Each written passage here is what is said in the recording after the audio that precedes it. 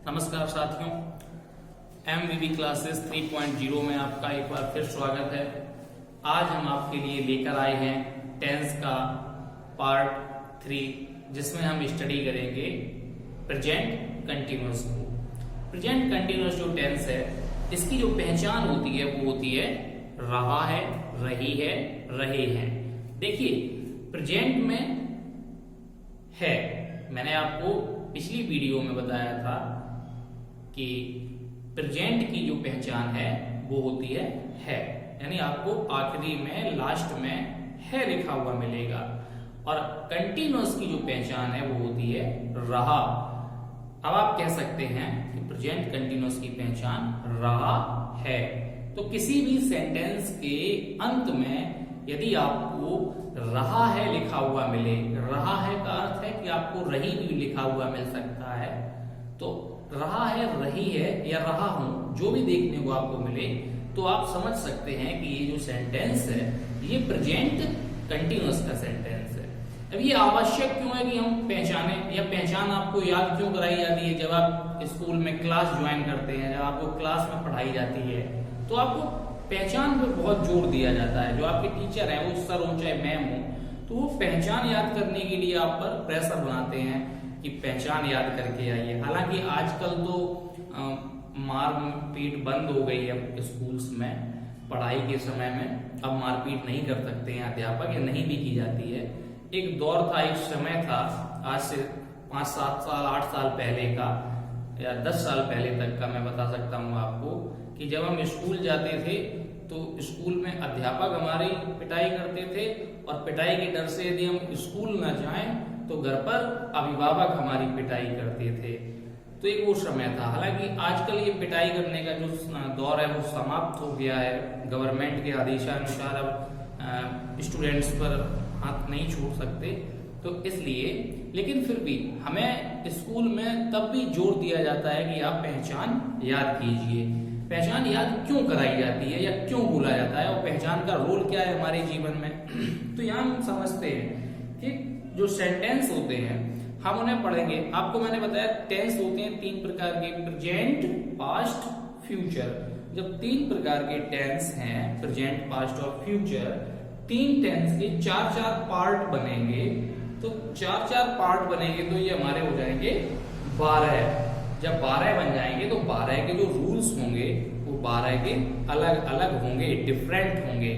जब different rules होंगे तो हमें ये पहचानने में बड़ी मुश्किल आएगी कि कौन सा रूल हम यूज करें और किस रूल के अकॉर्डिंग हम अपने सेंटेंस को ट्रांसलेट करें। तो इस वजह से पहचानना बहुत जरूरी है। अगर हम सेंटेंस को पहचान जाएं, जैसे हमें लिखा हुआ मिल गया आखिरी में है, हमें पता चल गया ये प्रेजेंट का है, लिखा हुआ मिल गया रहा, रहा से हमें पता चल गया कि ये कंटिन्यूअस का है, तो हो गया प्रेजेंट कंटिन्यूअस। समझ में आ रहा है पहचान कैसे आई है? रहा है, रही है, रहे हैं। ठीक है, अब हम देखते हैं कि इनको हम ट्रांसलेट कैसे करेंगे। अब हम पढ़ेंगे इनके रूल्स। देखिए साथियों, मैं आपको एक बात बताता चलूं, आप हमारी वीडियो को अधिक से अधिक अपने साथियों को भी शेयर कर दिया करें, जिससे अगर उनका टॉपिक ये वीक हो सकता है स्टूडेंट क्लास में या अपने ट्यूशन टीचर को नहीं बोल पाते हैं, क्योंकि उनको डर लगता है कि कहीं हमें पीट ना दें या हमारी मजाक ना हमारा उड़ा दिया जाए।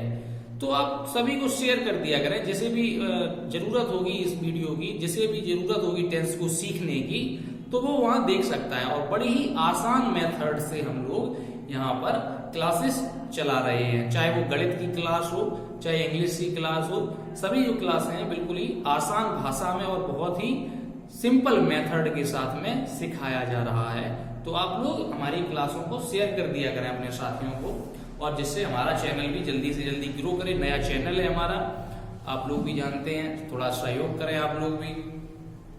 चलिए अब हम देखेंगे रूल्स। रूल्स क्या है? सब्जेक्ट अगर हमारा सिंगुलर, कैसा हो सब्जेक्ट हमारा? सिंगुलर। सब्जेक्ट कैसा हो? सिंगुलर। तो हम हेल्पिंग वर्ब कौन से यूज करेंगे? इज। सिंगुलर सब्जेक्ट के साथ helping verb is. Present indefinite जब हमने स्टडी किया तो प्रेजेंट इंडेफिनिट में सिंगुलर के साथ क्या यूज होता था? डज, और प्लूरल के साथ डू।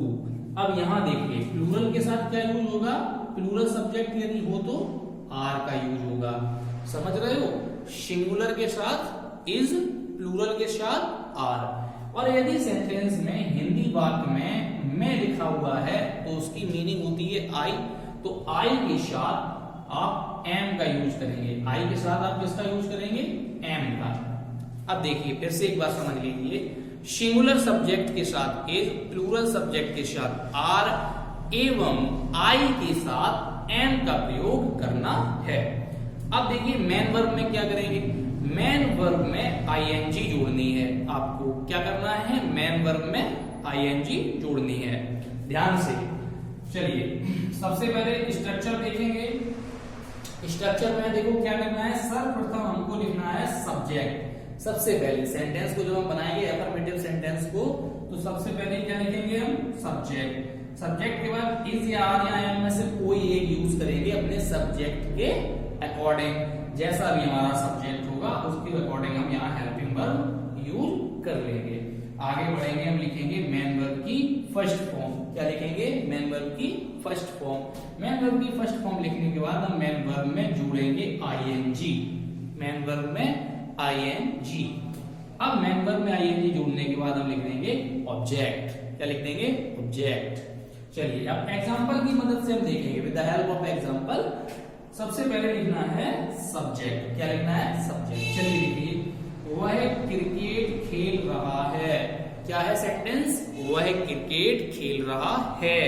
चलिए सब्जेक्ट सबसे पहले लिखना है, तो बताइए सब्जेक्ट क्या होगा इस सेंटेंस में। मैंने आपको एक ट्रिक बताई थी, समझाया था कि सेंटेंस में कितना भी बड़ा सेंटेंस हो आप उसमें से सब्जेक्ट निकाल सकते हैं। कैसे निकालेंगे आप सब्जेक्ट को, उसमें देखेंगे कि काम कौन कर रहा है, कार्य कौन कर रहा है, जिसके द्वारा कार्य किया जा रहा है वही सब्जेक्ट होगा। चलिए क्रिकेट, वह क्रिकेट खेल रहा है। क्रिकेट कौन खेल रहा है, वह, तो वह हो गया सब्जेक्ट, तो वह की हो गई ही। चलिए आगे देखेंगे, सब्जेक्ट लिख दिया हमारा। सब्जेक्ट के बाद क्या लिखना है, इज आर एम में से कोई एक। इज आर एम में से जब कोई एक हमको यूज करना है तो हम क्या करेंगे, वह को देखेंगे, वह कैसा है सब्जेक्ट के अकॉर्डिंग। सब्जेक्ट वह है, तो सब्जेक्ट जब वह है तो वह कैसा है, सिंगुलर है या प्लूरल है, वह सिंगुलर सब्जेक्ट है या प्लूरल, तो सर सिंगुलर है। सिंगुलर के साथ मैंने लिखा है सिंगुलर सब्जेक्ट के साथ इज, ठीक है, तो यहां हम लगाएंगे इज। अब इज आर एम वाली बात कंप्लीट हो गई कि नहीं। अब आगे देखेंगे क्या लिखना है, मेन वर्ब। मेन वर्ब यानी कार्य। सब्जेक्ट जिस कार्य को कर रहा है वही होती है मेन वर्ब। सब्जेक्ट क्या कार्य कर रहा है, देखिए वह क्या कर रहा है, खेल रहा है, तो खेलना भी होती है प्ले। क्या होती है खेलना की, प्ले। अब उसमें क्या जोड़ना है, देखिए साथियों, मेन वर्ब में आईएनजी। चलिए हम यहां जोड़ेंगे आईएनजी, तो हो गया प्लेइंग। अब ऑब्जेक्ट यानी बचा क्या इस सेंटेंस में, क्रिकेट। देखिए वाई की ही लिखी गई है, खेलना की लग गई है, हेल्पिंग वर्ब इज लग गई, बचा तो क्रिकेट, तो हम लिख देंगे क्रिकेट। सेंटेंस हमारा ट्रांसलेट हो गया बड़ी आसानी से। चलिए आगे देखेंगे एक और एग्जांपल, हम सो रहे हैं। हम सो रहे हैं, तो सब्जेक्ट देखेंगे सबसे पहले। सब्जेक्ट क्या होगा, कौन सो रहा है, हम, तो हो गई वी, हम की होती है वी। आगे देखेंगे इज आर एम, तो इज आर एम में से हम प्लूरल वर्ड है, हम कैसा है, प्लूरल है, तो हम के साथ आ जाएगा आर। यहां लिखा हुआ है प्लूरल सब्जेक्ट अगर हो तो आर लगाएंगे, तो हमने यहां यूज कर लिया आर।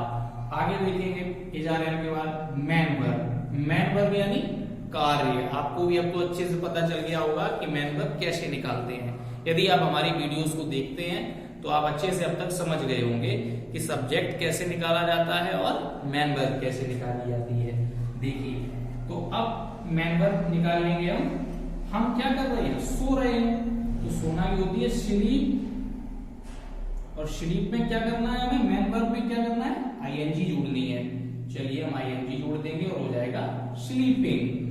अब आगे ऑब्जेक्ट, ऑब्जेक्ट हमारे सेंटेंस में दिया नहीं गया तो हम कुछ भी नहीं लिखेंगे और सेंटेंस हमारा कंप्लीट हो गया। एक सेंटेंस और हम देखते हैं इसी का, प्लूरल का। तुम कहानी लिख रहे हो, तो तुम की हो जाएगी यू, सबसे पहले सब्जेक्ट लिखना है, तो कहानी कौन लिख रहा है, तुम लिख रहे हो, तो सबसे पहले तुम की यू हो जाएगी। उसके बाद इज आर एम यानी हमारी हेल्पिंग वर्ब जो है उसमें इज आर एम में से यू जो है प्लूरल माना जाता है, तो प्लूरल के साथ में आर आ जाएगा।